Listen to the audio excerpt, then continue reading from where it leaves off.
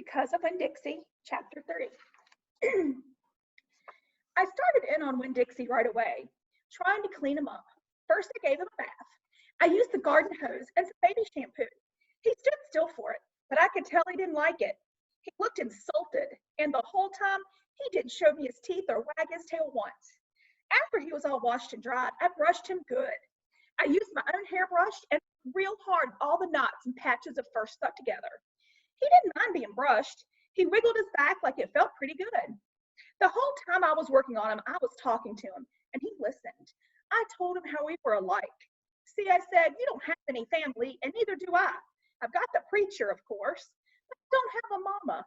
I mean, I have one, but I don't know where she is. She left when I was 3 years old. I can't hardly remember her. And I bet you don't remember your mama much either. So we're almost like orphans. Winn-Dixie looked straight at me when I said that to him, like he was feeling relieved to finally have someone understand his situation. I nodded my head at him and went on talking. I don't even have any friends because I had to leave them all behind when we moved here from Watley. Watley's up in North Florida. Have you ever been to North Florida? Winn-Dixie looked down at the ground like he was trying to remember if he had. You know what, I said, ever since we moved here, I've been thinking about my mama extra hard, more than I ever did when I was in Watley. Winn-Dixie twitched his ears and raised his eyebrows. I think the preacher thinks about my mama all the time too. He's still in love with her. I know what? I know that because I heard the ladies at the church in Watley talking about him. They said he's still hoping she'll come back, but he doesn't tell me that. He won't talk to me about her at all. I want to know more about her, but I'm afraid to ask the preacher. I'm afraid he'll get mad at me. Winn-Dixie looked at me hard like he was trying to say something. What? I said. He stared at me. You think I should make the preacher tell me about her? Winn-Dixie looked at me so hard he sneezed. I'll think about it, I said. When I was done working on him, Winn-Dixie looked a whole lot better. He still had his bald spots, but the fur that he did have cleaned up nice. It was all shiny and soft. You could still see his ribs, but I intended to feed him good, and that would take care of that.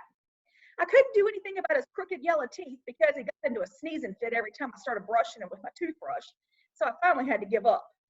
But for the most part, he looked a whole lot better, and so I took him into the trailer and showed him to the preacher. Daddy, I said. He said. I was working on a sermon and he was working on a sermon and kind of muttering to himself. Daddy, I want to show you the new Winn-Dixie. The preacher put down his pencil and rubbed his nose and finally looked up. Well, he said, smiling real big at Winn-Dixie, well now, don't you look handsome? Winn-Dixie smiled back at the preacher. He went over and put his head in the preacher's lap. He smells nice too, said the preacher. He rubbed Winn-Dixie's head and looked into his eyes. Daddy, I said real quick before I lost all my nerve. I've been talking to Winn-Dixie. Is that right? The preacher said.